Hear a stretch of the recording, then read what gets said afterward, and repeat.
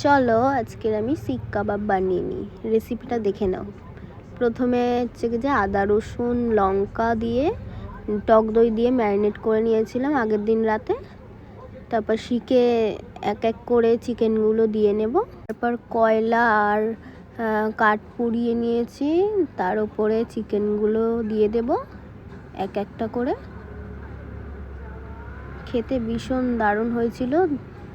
বাইরে থেকে খাওয়ার থেকে ঘরে এরমভাবে করে খাওয়া অনেক ভালো, টাকাও সেভ। আর কি বলবো, খেতে অনেক সুন্দর জুসি হয়েছিল। ওপর দিয়ে বাটার দিয়ে দেব ব্রাশে করে। আমার ভিডিওগুলি কেমন লাগে বলে যাবে। ভিডিওটি ভালো লাগলে লাইক কমেন্ট শেয়ার করতে ভুলবে না। ভিডিওটি প্রথম থেকে শেষ অবধি দেখে যাবে। টাটা সবাইকে, ভালো থাকো, সুস্থ থাকো।